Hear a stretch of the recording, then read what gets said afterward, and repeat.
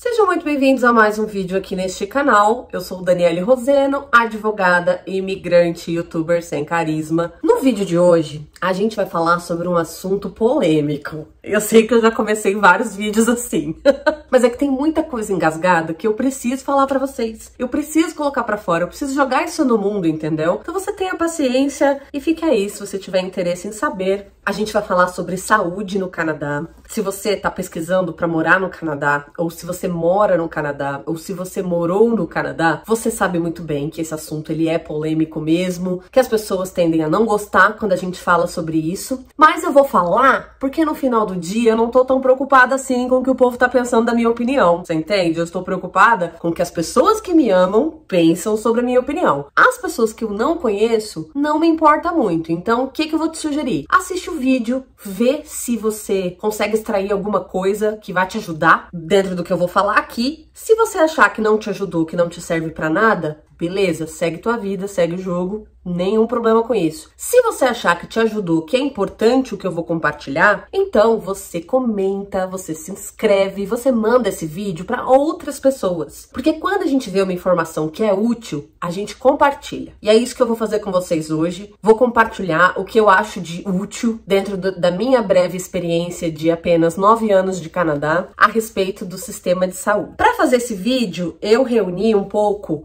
dos relatos que eu recebo nas minhas redes sociais de pessoas que moram no Canadá, tá? Então, tudo que eu vou falar aqui não é a experiência de pessoas que nunca pisaram no Canadá. Porque esse é um outro fenômeno que a gente vê também, né? Quando a gente tá em grupos, a gente tá nas redes sociais, tá acompanhando o YouTube, a gente vê muita gente defendendo o Canadá com unhas e dentes sem nunca ter pisado no Canadá. Pura e simplesmente baseado na comparação que é feita entre Brasil e Canadá e no próprio complexo de vira-lata que essas pessoas têm, por acharem que tudo no Brasil é muito pior do que em qualquer outro lugar do mundo. E a gente que já emigrou, a gente sabe que não é assim. Não à toa, muita gente imigra e no final acaba voltando pro Brasil. Eu vou compartilhar um pouco com vocês sobre um momento muito difícil da minha vida, que foi o nascimento da minha filha. Talvez por isso eu demorei tanto tempo para fazer esse vídeo, né? Porque é algo que não foi fácil de digerir ao longo do último ano. Mas vamos lá. Sistema de saúde canadense. Lembrando que eu morei na província de British Columbia, nunca morei em outra província no Canadá, morei somente em BC e lá na província de BC eu morei em algumas cidades. Morei em Vancouver, Burnaby, Surrey, Barra Delta, Mission,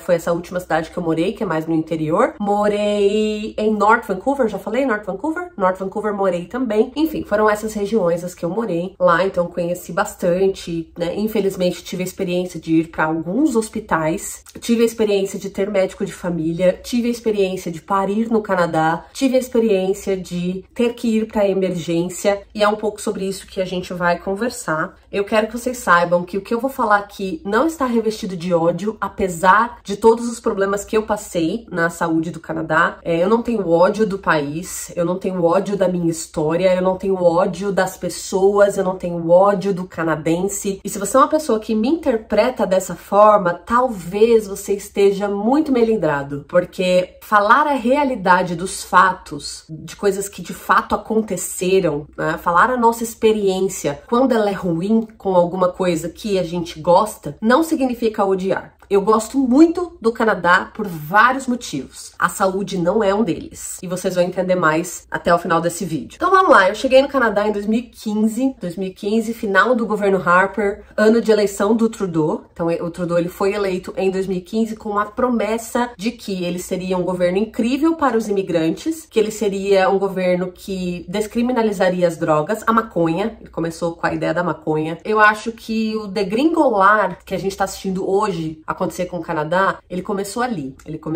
Uma reclamação que eu sempre ouvi no Canadá foi com relação à parte de médico de família, a dificuldade de encontrar bons médicos de família. Quando a gente chegou, a gente tentou os caminhos normais, né? Que é você entra no site, vê os médicos ali da sua região, liga nos consultórios, pergunta se tem vaga, se está aceitando novos pacientes. De começo a gente já percebeu que não ia dar certo, porque a gente ligava para vários consultórios e ninguém estava aceitando novos pacientes. E a gente foi pelo caminho da indicação, que é basicamente como tudo funciona no Canadá, né? Indicação imigração, então eu indico o médico que te indicaram ali. Então, um amigo que conseguiu algum médico de família, ele te indica, tá? Você vai, começa a passar nesse médico. E aí, o nosso primeiro médico de família foi assim, né? Era péssimo, era um médico péssimo, péssimo, péssimo. Eu lembro que na primeira consulta que a gente chegou, ele já falou, vocês estão aqui só porque vocês querem fumar maconha, né? A gente falou, não, a gente não é fumante e tal. Ele, porque o povo só vem no médico pra pedir receita pra maconha. Eu falei, mas não é o nosso caso, a gente tá procurando médico de família pra acompanhar. A gente já pensava em engravidar, né, em ter filho, isso lá em 2016, e aí a gente foi no médico pra isso. Enfim, fizemos a primeira consulta, foi horrível, assim, qualidade do atendimento péssima, né? Ele fez as perguntas ali que tava no computador e super rápido, tá? Super rápido. Não quis entender, a gente até tentei falar do histórico de família, né? Minha família tem um histórico ruim. Tentei abordar tudo, ele, tá, tipo, só pra preencher papel mesmo, sabe? Ele falou, marca outro dia. Eu falei que eu queria fazer os exames de rotina, né? De rotina feminina. Ele, marca outro dia pra fazer o Papa Nicolau. Aí eu marquei, fui lá, fiz o Papa Nicolau, nunca tive resposta do consultório. Nunca me falaram, tá tudo certo, não tá, precisa refazer, nada. Sei que passaram 3 meses, e eu ligando no consultório, eles, não tem retorno. Se a gente não tiver nada de ruim no seu Papa Nicolau, a gente não vai entrar em contato. Eu falei, tá, né, tá. Enfim, eu sei que dali, até pelo descaso que a gente teve, a gente falou, não vai dar certo esse médico. Vamos ficar procurando. E aí foi quando a gente começou o processo isso 2016, 2017 foi quando a gente começou o processo de residência permanente. E se você já passou por um processo de imigração, você sabe que é um processo que tem um potencial para deixar a tua cabeça, o teu psicológico destruído. Se você quer destruir a sua saúde mental, passe por um processo de imigração, seja para o Canadá ou para qualquer outro país. Passe por um processo de imigração criterioso como é o processo do Canadá. Esses dias eu falei que eu achei o processo de imigração daqui dos Estados Unidos mais fácil que o Canadá, o povo me tirou de louca. Mas é o que eu tenho achado, porque o sistema do Canadá é tão mais complicado, tanto teste que você tem que fazer, prova de inglês que você faz, você tem que ficar refazendo por conta de meio ponto, você tem que refazer porque você não tirou a nota X naquela habilidade Y que ia te dar a pontuação Z. E aí você fica naquele looping de estresse, de prova e de teste e prazo e dinheiro, junto com a vida de imigrante, que no começo é uma bosta. Então eu brinco que se você nunca teve um problema psicológico é porque você provavelmente não passou por um processo de imigração. Porque pelo menos com uma ansiedade generalizada ali você vai sair. Uma depressãozinha, um estresse, uma crise de estresse. E eu, né, como todo mundo, passei por isso também. No começo de 17 eu tive na verdade foi o meu segundo ataque de pânico. O primeiro ataque de pânico eu tive 15 dias depois que eu cheguei no Canadá. Porque eu descobri que eu estava numa casa com pessoas hospedadas lá que eram ilegais. Estavam no Canadá ilegais e faziam várias falcatruas, enfim, faziam várias coisas erradas. Eu não sabia, obviamente, eu tinha alugado o quarto na casa da menina pelo grupo do Facebook. Cheguei lá, me hospedei, comecei a escutar conversa daqui, conversa dali. Entrei em desespero, com medo de baixar a polícia lá, de baixar a imigração lá e me levar no meio sem ter culpa de nada. E aí entrei em pânico. Tive meu primeiro ataque de pânico com 15 dias de Canadá, mas não fui pro hospital. Não cheguei a ir pro hospital, consegui me controlar. Já o segundo ataque, que aí foi 2 anos depois, 1 ano e meio depois, começo de 2017, foi no meio do processo de imigração. Eu já tava assim, com o meu estresse nas alturas, eu estava trabalhando num lugar extremamente tóxico, e eu odeio essa palavra, mas não existe outra expressão para detalhar como era o ambiente de trabalho do escritório que eu trabalhava. Era um ambiente extremamente tóxico, tanto que várias pessoas que trabalharam lá saíram com problemas mentais, saíram até com problemas judiciais, porque processaram a empresa. Enfim, realmente assim, era um lugar horrível e eu tava lá aguentando aquele emprego por 1 ano pra poder conseguir a experiência que eu precisava pra imigração. Então eu já vinha de um batidão de estresse muito grande. E aí quando eu comecei o processo de imigração, que eu fiz sozinha também, eu tive o segundo ataque de pânico e esse eu fui pro hospital. Eu não sabia, tá, gente, que eu tava tendo um ataque de pânico. Eu tinha muito calafrio, eu suava frio, eu ao mesmo tempo sentia muito calor, a temperatura do corpo subiu, comecei a faltar ar, muita falta de ar. Eu deitava, parecia que eu ia morrer, que eu tava sufocando, não conseguia respirar. Eu lembro que tava fazendo -7 lá fora, era final de janeiro, que é a época mais complicada do inverno. E eu abria as janelas porque eu não conseguia respirar. Tudo por conta do ataque de pânico. Se você já teve pânico na sua vida, você vai saber como é. E aí eu tive esse ataque, acabei indo pro hospital. Fui pro hospital achando que eu tava infartando. Fiz aquela primeira triagem. Eles viram que não, eu não estava infartando, mas eles também não te falam, né? Você fica ali amargando, achando que você tá infartando. E fiquei ali 5 horas na madrugada esperando ser atendida pra ouvir que os exames que eu tinha feito não tinham dado nada e que aquilo ali podia ser só um ataque de asma. Me receitaram a bombinha e eu fui embora, mas eu fiquei 5 horas ali esperando. Eu e mais um monte de mendigo. Foi isso que aconteceu, foi no St. Paul Hospital, que era o hospital de Downtown Vancouver, que era onde eu morava. Foi nesse hospital também que alguns anos depois, 6 anos depois, eu vim a parir a minha filha. Enfim, essa foi a primeira experiência. Como eu não tinha médico de família, eu não fiquei insistindo muito no sistema no começo, sabe? Eu usava o sistema de saúde só pra emergência, quando tinha alguma coisa ou outra. E eu meio que desisti, porque eu buscava médico de família e não conseguia um bom médico. Buscava médico de família e não conseguia. Walk-in clinic, pra você ir, você tinha que perder dia de trabalho. Porque era horas de espera, porque você não tem urgência, então tem que chegar no horário cedo. Enfim, eu trabalhava pra caramba, estudava, não tinha como. Então o que eu fazia? Viajava para o Brasil para conseguir fazer os meus exames ginecológicos e assim eu fiquei por muitos anos. Até, gente, que veio a pandemia.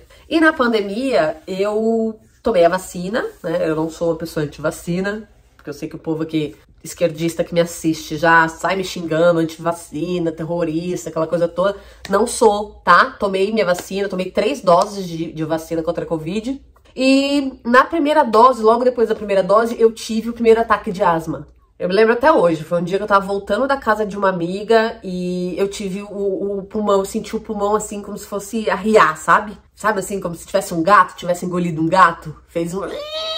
Eu falei, ih, que negócio estranho. Cheguei em casa, já tava passando muito mal, já não conseguia respirar, já era a primeira crise. Aquela noite foi horrível. Na madrugada eu tentei resolver com chá, tentei resolver, enfim, com outras coisas, não resolveu. E aí na madrugada eu fui pro hospital, passei 8 horas sem conseguir respirar na fila de espera, na triagem. Eu passei 8 horas na triagem. Eles fizeram raio-x do pulmão, fizeram teste lá de respiração. E eu passei 8 horas na triagem esperando atendimento. Depois, quando eu entrei de fato no hospital, eles viram que era grave. E aí me colocaram para um quarto lá. Um quarto bem zoado, tá? Não era nem um quarto, assim, era como se fosse uma cabaninha, uma tenda com uma cortina. Eu tive que colocar aquele avental, colocaram um monte de aparelhos em mim, assim. E eu fiquei respirando por ali, porque eu realmente estava muito mal. Mas era tipo num canto, assim, sabe? Era um canto, fizeram um canto, botaram a cortina num canto e eu fiquei lá dentro. Tipo um provador de loja de roupa, era aquilo ali. Fiquei numa maca ali e fiquei o dia, né? Aquele dia eu passei o dia todo no hospital. Mas assim, foram 8 horas pra eu receber esse atendimento. Dali, eles viram que estava sob controle, na opinião deles. Depois dos medicamentos que eles me deram, eu tomei vários medicamentos e saí de lá com a bombinha, mas não saí com o tratamento. Ninguém me orientou que eu tinha que fazer o uso de corticoide junto com o remédio da asma, né, que é o broncodilatador. Porque assim, se você tem asma, você vai entender, mas quem não tem asma não vai entender. Quando você tem asma grave, você tem que usar 2 remédios. Um é o corticoide, que é o tratamento de longo term. Esse tratamento é o que vai evitar que você tenha crises. Então, ele vai agir no seu pulmão e vai cuidar para que você não tenha crises. O broncodilatador você só vai usar quando você tiver crises, que é ali realmente quando a gente tá já sem conseguir respirar. Então, você usa aquela medicação de emergência e boa. No hospital, eles me deram uns remédios, vários remédios, eu não vou me lembrar quais, e me deram a bombinha do broncodilatador, que é o medicamento para emergência. E falaram, você usa isso aqui quando você tiver crise. O problema é que eu estava com a asma descontrolada. Então eu sempre ia ter crise. E eu estava usando a bombinha como se fosse o ar que eu respiro, porque eu não conseguia respirar, né? Então eu saí do hospital, naquele primeiro momento resolveu, porque eu tava cheia de medicamento. Quando o medicamento passou, a crise voltou e eu fiquei ali naquele broncodilatador um tempão, passando mal. Enfim, eu sei que eu fiquei assim uns 2 meses, só usando o broncodilatador que o médico receitou no hospital. E aí, beleza, tá, eu comecei a procurar o que eu podia fazer, como que eu podia resolver. Naquela época era Covid, então não tinha como conseguir médico de família. Todo lugar que eu ligava não tinha vaga. Até que eu consegui uma ligação com uma médica por telemedicina, né? De lá do Canadá. Eu entrei num sistema do PC Healthcare, que é basicamente uma operadora que trabalha com as farmácias. Por quê? Acabou o meu broncodilatador, eu fui na farmácia e falei, olha, eu preciso do remédio e tal, eles me passaram esse contato. Eles falaram, olha, faça essa consulta por telemedicina, que aí você consegue a prescription, você consegue a receita, e aí a gente pode te dar o remédio todo mês aqui. E eu fiz por eles, né? E aí a médica falou, não, lógico que você vai ter crise, você não tá com a asma controlada, você tá só usando medicamento de emergência. Tipo, o protocolo nacional de asma diz que você tem que usar broncodilatador para emergência e corticoide. E aí foi essa médica que me passou a corticoide. Então assim, né? Tava ali 3 meses já sofrendo. Gente, tinha dia que eu não conseguia levantar da cama. Porque eu não tinha força. Se eu levantava da cama, eu forçava o meu pulmão, eu não conseguia fazer mais nada. Então, para eu respirar, eu tinha que ficar deitada. E aí a médica foi e falou assim, não, tá tudo errado, você tem que fazer o protocolo é esse. Ela me passou o protocolo, comecei a seguir. Ali eu comecei a ter o acesso ao medicamento. Eu não pagava, quer dizer, eu pagava $20 por mês nos 2 medicamentos, porque a gente tinha plano de saúde do empregador do meu marido. Essa foi a outra experiência. Lembrando, isso já era 2021, então eu já tava no Canadá há 6 anos. Eu não tinha médico de família, eu não tinha com quem passar. Na época era Covid, as walk-in clinics não estavam atendendo nessa região que eu tava.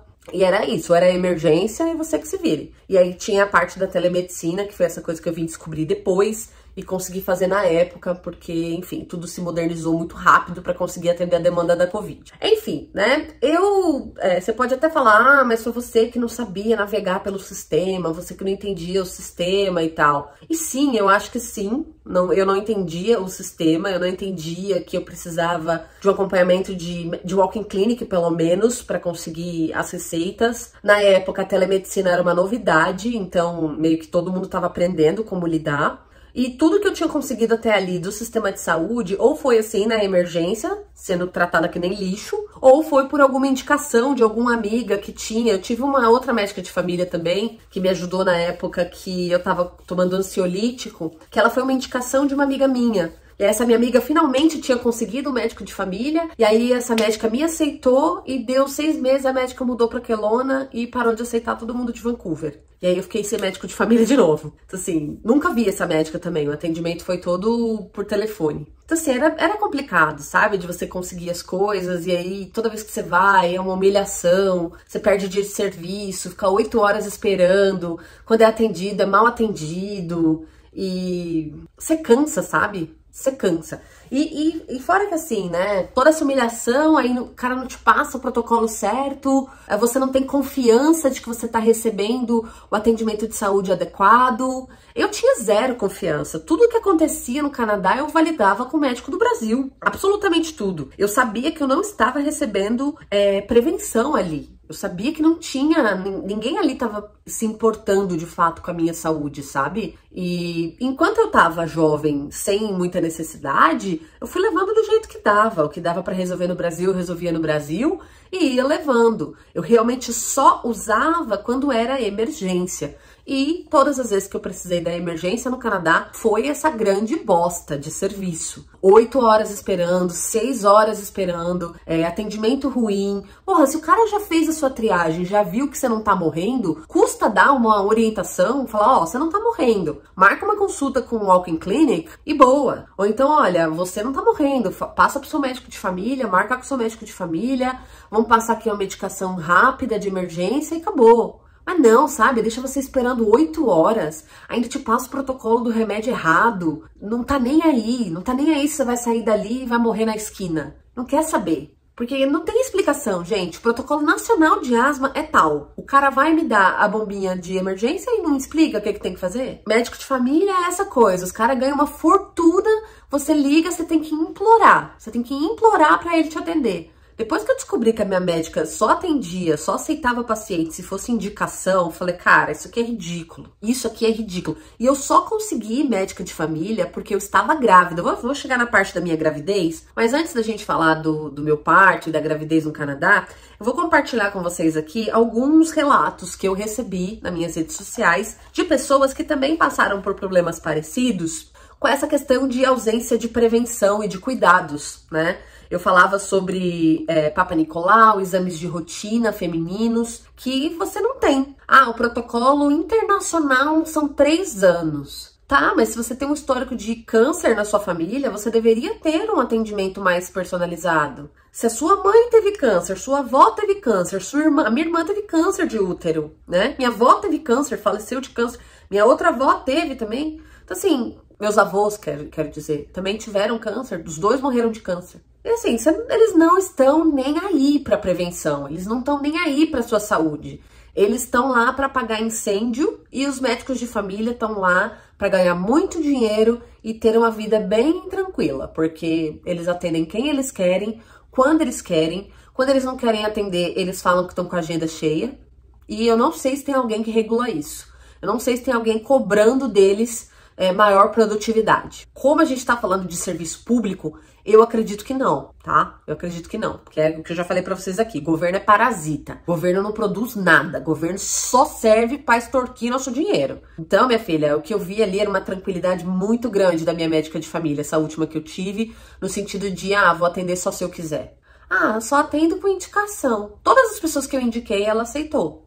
A gente tem aí 25% da população do Canadá sem médico de família. A cidade onde eu fui morar, essa última que eu morei no Canadá, em Mission, a fila de espera para você ter um médico de família era de 8 anos. 8 fucking years. 8 anos. Com os caras ganhando 400 pila no ano, velho. 400 mil. Mas tem imposto. Foda-se, mas é 400 mil. 400 mil dólares de salário. Pra tu virar e falar, tô com a agenda cheia, só vou atender se for indicação. Pô, você presta um serviço público. É dinheiro público que tá pagando o seu salário. Aí você quer que a gente fique feliz com esse sistema? Vou falar aqui sobre esse lance de não tá nem aí pra saúde do paciente, eles realmente não se importam. Tem uma pessoa que me mandou aqui assim, Dani, em 7 anos de Canadá, fiz Papa Nicolau 2 vezes. Nunca vi um resultado. Afinal de contas, eles entram em contato se tiver algum problema. Como a prescrição aqui é a cada 3 anos, o meu próximo está para 2026. Teve uma outra moça aqui que comentou assim, eu fiz o Papa Nicolau e tive um resultado com células anormais. E o segundo exame demorou mais de 6 meses para ser feito. Ela fez um Papa Nicolau e o segundo exame que ela teve que repetir demorou 6 meses para ser feito.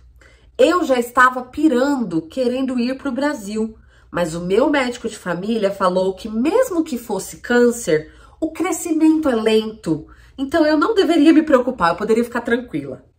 Graças a Deus, fiz o segundo exame e deu normal, e fiz mais um terceiro para confirmar. Isso foi quase 1 ano e meio. Eu conheço mulheres que morreram de câncer de colo do útero em menos de 6 meses, tá? Mulheres jovens, que não faziam acompanhamento médico, que não faziam Papa Nicolau com frequência. Morreram em menos de 6 meses, deixaram filho para criar, tá bom? Graças a Deus fiz o segundo, deu normal, fiz o terceiro para confirmar, e isso foi quase 1 ano e meio. O sistema de saúde no Canadá é de chorar. Uma outra aqui, Eu fiz 5 vezes o Papa Nicolau aqui depois que o meu filho nasceu. Fiz um com a midwife, um na consulta com o médico, uma na consulta do meu filho com 6 semanas. Nunca soube o resultado de nenhum exame. Depois de 1 ano, eu pedi para minha family doctor para fazer os exames. Ela disse que eu poderia fazer, porque eu nunca tinha feito no Canadá. Ali eu tive certeza que a amostra que a midwife tirou nunca entrou no sistema, se perdeu. A minha family doctor retirou a amostra 3 vezes e os resultados vinham inconclusivos. Eu recebi esse resultado em um prazo de 3 a 4 meses para ter o resultado de um Papa Nicolau. E uma carta do governo falando que eu tinha que refazer o exame em 6 meses. Eu estava tranquila porque eu tinha ido para o Brasil e feito os meus exames lá. Então eu sabia que estava tudo bem. E eu tinha uma certeza, a médica não sabe fazer a coleta. Ah, teve uma outra moça aqui que comentou, esse caso que eu vou falar para vocês aconteceu bem ali perto de eu parir, acho que foi 2 semanas antes de eu ter a minha filha. Essa menina também estava grávida, essa seguidora também estava grávida e ela acompanhou também, ela comentou aqui. Me assustou muito o caso da brasileira em Montreal, que teve o bebê e recebeu alta sem estar bem. Voltou ao hospital dias depois, negligenciaram o atendimento dela e ela morreu, deixando o marido com 3 filhos pequenos. Isso acontece demais. A Gabi no Canadá, que é uma blogueira famosa lá do Canadá, eu acompanhava o blog dela desde antes de eu ir pro Canadá, lá de 10 anos já. E ela sempre foi super defensora do Canadá, ela adora o Canadá, aquela coisa toda, mas ela também quase morreu. Ela teve filho e deixaram um pedaço do material médico dentro dela. Deixaram dentro dela. Costuraram ela com o negócio lá dentro. E foi descobrir, semanas depois, ela quase morreu, deixando o bebê pequeno. Então, assim, isso acontece e muito. Agora, esse caso aqui é um caso que, assim, me tocou. Foi um comentário de uma menina aqui do YouTube. E ele me tocou porque eu vou falar pra vocês. Escutem o relato dela comigo. Dani, muito obrigada pelo vídeo. Eu, infelizmente, estou em tratamento de câncer no Canadá. Foi totalmente ao acaso. Não tinha nenhum fator de risco. E até penso, se não foi viver no Canadá, que desencadeou esse processo. E meu filho nasceu com fenda lábio-palatina. Então ele recebe tratamento e terapia, fono. Eu pago cerca de $140 pelo meu plano com coparticipação. Meu empregador paga outros $140. Isso aqui é aquele Extended Health Insurance. É um seguro-saúde particular que você pode pagar, mas ele só pode cobrir procedimentos que o sistema de saúde público não cobre. Então, esse convênio médico particular que você tem acesso no Canadá, ele não serve para tudo. Ele não serve para emergência, ele não serve para exames de rotina, ele não serve para exames preventivos, ele não serve para você ir num médico. Ele serve para você fazer terapias, coisas que o sistema de saúde não vai cobrir para ninguém. Aí você pode ter um plano de saúde que cubra aquilo ali. Por exemplo, oftalmo, dentista, as terapias, terapia ocupacional, fono, fisioterapia, essas coisas, entendeu? Que ninguém tem. Ninguém tem acesso no Canadá. Então, se você quiser ter, você pode pagar o plano de saúde para ter acesso a esses serviços. Agora, o serviço principal de saúde é um lixo para todo mundo. Nesse cenário, ela continua, nesse cenário não é muito diferente. E sinto que se eu... Cara, isso me dói demais. Sinto que se eu tivesse medicina preventiva, talvez eu não teria descoberto o câncer em estágio avançado, que no meu caso é estágio 4.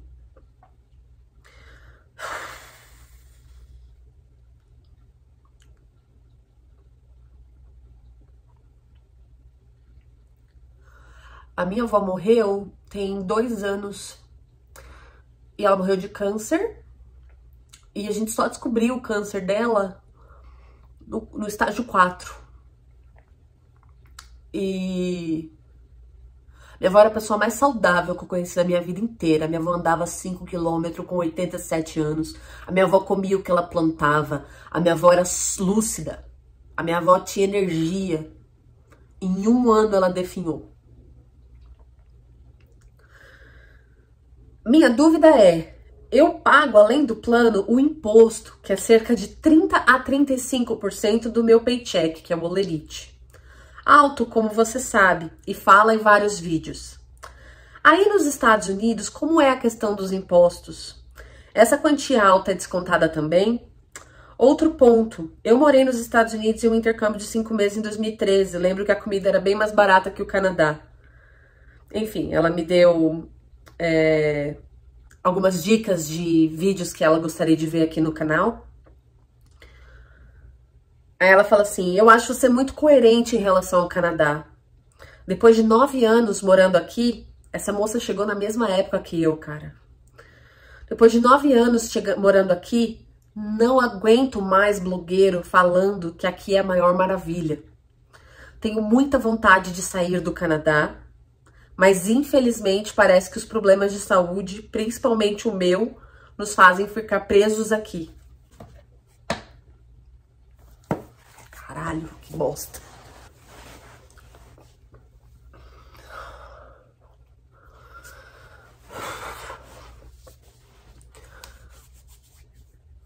Tem uns 10 dias que esse comentário chegou aqui pra mim no YouTube e eu tô remoendo ele, sabe? Nesses 9 anos de Canadá, eu conheci 2 pessoas que morreram de câncer. 2 pessoas jovens. Um rapaz que ia fazer jiu-jitsu também, meu marido faz jiu-jitsu. Rapaz jovem, exercitava tudo. Ele ia no médico de família dele, já tinha uns 2 anos com uma dor no estômago. E o médico falando pra ele tomar água. Ah, toma água. Ah, não sei o que, toma antiácido. Toma isso, toma aquilo. Como é que é aquele remédio que põe pro estômago? Esqueci, um que é famoso, que a gente sempre toma quando tá com muito enjoado. Omeprazol. Toma isso aí. Não é nada grave, não. 2021, quando ele chegou na emergência com uma dor abdominal gigantesca, era um câncer de estágio 4. Ele morreu em 3 meses. Nem isso, eu acho. Não deu nem 3 meses. Teve que fazer vaquinha pra levar a mãe dele pra lá. E outra pessoa que faleceu foi a Marcela, do blog Berries and Love. Eu conheci a Marcela quando ela chegou no Canadá, foi no mesmo ano que eu. Num canal, num piquenique de youtubers que tinha lá. E uma menina linda, assim, de tudo. Ai, uma menina que... era uma bênção. A Marcela era uma bênção. Ela já tinha tido câncer quando ela tinha 22 anos, ou seja, era uma pessoa que precisava fazer o acompanhamento, né, anual.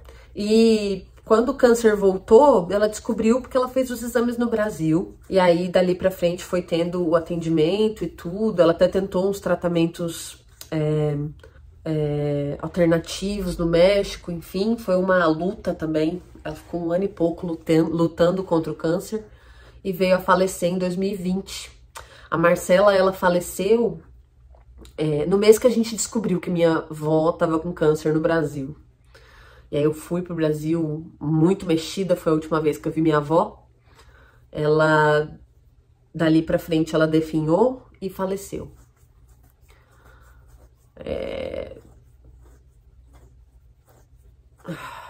Cara, eu nem cheguei na minha parte do parto. Eu acho que eu vou fazer outro vídeo pra falar do parto, porque é muita coisa. É muita coisa. Mas assim, eu não sei mais o que eu posso falar pra vocês, sabe?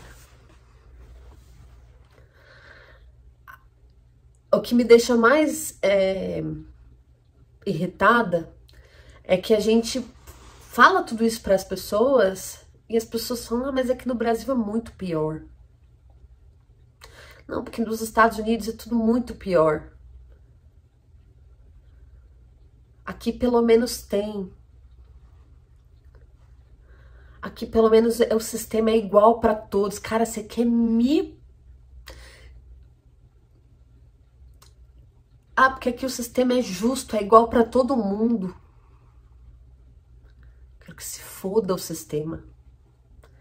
Se eu fosse o marido da Marcela, a mãe daquele rapaz que morreu, o filho dessa moça, eu ia estar pouco me fodendo pro sistema. Quero que se foda o sistema.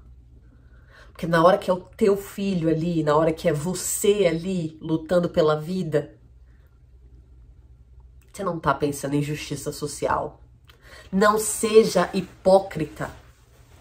Não seja hipócrita em dizer que você está preocupado com justiça social quando é o teu filho ali na fila da espera da emergência por 8 horas. Eu venho de uma família muito pobre. Eu falei isso no último vídeo. Eu não gosto de ficar falando sobre a minha vida na internet do que eu passei, do que eu vivi, porque eu tenho pavor de gente vitimista. Eu tenho pavor de gente que gosta de ganhar ibope se fazendo de coitada, sabe? Eu nunca precisei disso na minha vida. Da onde eu vim, a gente aprende desde muito cedo que não tem ninguém por você. Ninguém vai te ajudar, ninguém vai correr atrás pra te ajudar de nada. O Estado não vai te socorrer, não vai. Você tem que dar sorte que tem as igrejas ali na comunidade pra te ajudar com alguma coisa, porque Estado realmente não chega nesses lugares. Eu vi a minha avó morrer em hospital público. As minhas duas avós morreram em hospital público no Brasil. Eu perdi um primo de 7 anos com meningite, porque ele foi diagnosticado com virose. Também no hospital público do Brasil. Você não precisa me dar lição de moral para falar que o sistema público do Brasil também é assim. Porque assim, eu não sei o que acontece com as pessoas, se eu tenho uma cara de rica, o que é, mas as pessoas chegam nas minhas redes sociais e eu acho que elas pensam que eu saí do sírio-libanês. Sabe, que eu sou uma patricinha que viveu a vida toda de sírio-libanês, que fez intercâmbio com 18 anos, ganhou o carro dos pais, estudou na USP com financiamento dos pais. Não, filha, não passei por nada disso na minha vida. Nada disso. Então, assim, você não precisa me dar lição de moral pra dizer que o sistema de saúde do Brasil também é um lixo. Eu sei. Mas como uma pessoa que cresceu na periferia... Primeira vez que eu fui ao dentista, eu tinha 19 anos. Eu tinha 25 cáries na minha boca. Porque eu nunca tinha ido ao dentista na minha vida. Porque nós não tínhamos dinheiro pra ir ao dentista. Tá bom pra você? Se você quiser história triste, a gente tem um monte, cara. Você fica aqui no canal, comenta aqui que você quer ouvir história triste, que eu tenho 30 anos de história triste pra te contar. 30 não, que eu melhorei de vida quando eu tava lá com uns 23. Graças aos meus pais. Que se mataram de trabalhar, que fizeram dívida, que fizeram das tripas o coração para eu conseguir estudar e ter algum ensino, ter alguma noção de mundo, de entender rápido, que se não fosse pelo estudo, eu ia terminar a vida igual aquela galera ali, do lugar onde eu nasci, que infelizmente até hoje estão lá, tá? Então, eu sei o quanto é ruim o sistema de saúde do Brasil, mas eu sei também que, às vezes, com o seu trabalho, com o seu esforço, com a sua luta, você consegue ter um pouco mais de acesso. Ah, Dani, mas veja, não é justo. Meu amor, você não vai me recrutar para a revolução do proletariado. Eu não tenho zero interesse em participar da revolução do proletariado. Eu tenho zero interesse em mudar o mundo, eu tenho zero interesse em lutar por justiça social. Não tenho interesse nisso, porque eu não acredito nisso. Eu não acho que isso vai ter resultado. Eu não acredito nas pessoas para isso. Você entende? Então, o que eu quero, eu e 99% do mundo, que são os trabalhadores, a gente só quer o básico. E se tu falar que o básico eu vou ter pagando, como acontece no Brasil, como acontece nos Estados Unidos, eu vou trabalhar para pagar. Você entendeu? Ah, mas veja bem, isso não resolve a raiz do problema. Foda-se. Foda-se. Eu não quero resolver a raiz do problema. Eu quero resolver o meu problema. O João da esquina quer resolver o problema dele. A Maria da esquina quer resolver o problema dela. A moça aqui, ó, tá querendo resolver o problema dela, que já é muito grande. E ela tá pagando 35% do salário dela em imposto e ela não está tendo o problema dela resolvido. Então, quando a gente fala de, é porque a saúde é para todos, é para que todos morram na fila de espera. Essa é a saúde no Canadá. Ah, mas eu moro aqui e eu nunca tive problema. Ai, mas eu moro aqui, eu tive uma experiência maravilhosa. Ou você tá mentindo, ou você tá maquiando, ou você ainda não teve uma experiência nesse grau aqui. Nesse grau aqui, que a gente tá conversando aqui. Entendeu? Ó, seu Papa Nicolau deu alterado? Relaxa! Câncer cresce lentamente, pode ficar tranquila, gata. Fica de boa, vai pra casa, mulher. 6 meses pra repetir um Papa Nicolau? Relaxa. Ó, se for câncer, ixi, vai demorar pra sair da ruim. Nesse grau aqui você não teve ainda. Porque se tu tivesse, tu não tava bancando o defensor de Canadá aqui, não. Eu espero que você esteja ganhando muito dinheiro. que seus vídeos, sua vida de influencer no Canadá esteja dando muita grana pra tu se prestar um papel de idiota, que é o papel de quem defende um sistema desse. Agora que eu já me enfezei, que eu já me emputeci, eu vou finalizar esse vídeo. Se vocês gostaram do conteúdo, vocês deixem aqui nos comentários, porque eu não tenho mais estômago. Tá aqui, ó. Já não tenho mais estômago pra falar. Eu espero que tenha ficado claro aí o que é a saúde no Canadá pra você.